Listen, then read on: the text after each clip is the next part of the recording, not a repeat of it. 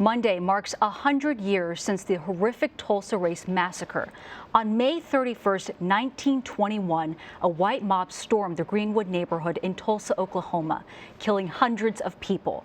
The district was known for a thriving black community, earning it the nickname Black Wall Street. However, the massacre left dozens of homes, buildings, and churches completely destroyed. Some analysts have called it the worst case of racial terrorism since slavery. 3 of the massacre's survivors were honored during a special parade in Tulsa on Friday.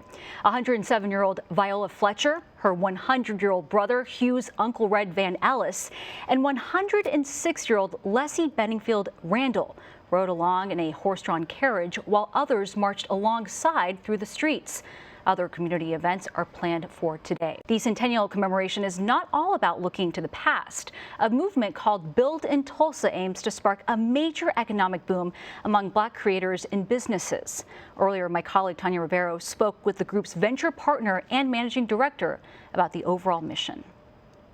So tell us a little bit more about Build in Tulsa and what your plans are, what you hope to see happen in Tulsa in the next century. Absolutely. Thank you so much for having me, Tanya.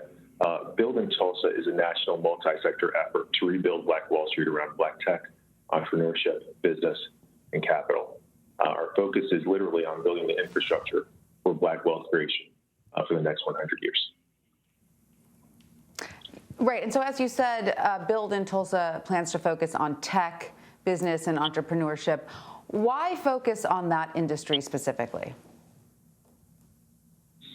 The tech industry is the largest and fastest generator of wealth in the history of this world and country.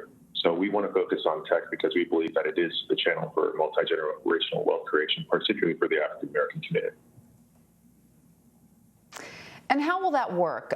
Will entrepreneurs come to you with their ideas? Will they petition you for investment? Will you go out and find, projects that you think are promising? How will the nitty-gritty of it work? Absolutely. It's really all the above, Tanya. Ultimately, we have 3 accelerators that we're going to have that will select Black entrepreneurs from across America, the top entrepreneurs, to come into our accelerator program and get the training, supports, networks, and funding they need for breakout success.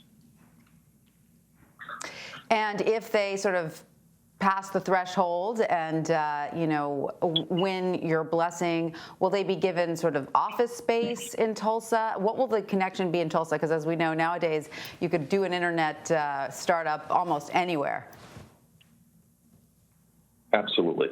What we're trying to build here in Tulsa is an ecosystem. In the same way that you have Silicon Valley, you have several companies, entrepreneurs, organizations there. We want to build the same here in Tulsa to honor the history of Black Wall Street.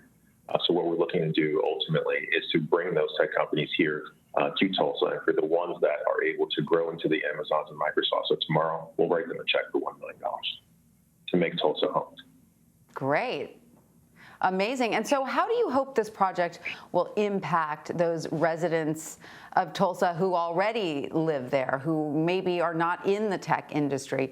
Do you expect this largesse to expand beyond just this tech community? Absolutely. And that's why the third part of our work focuses on business.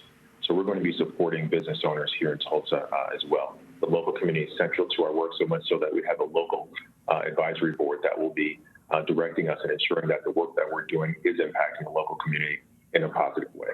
Community is number 1 for us here at Build in Tulsa.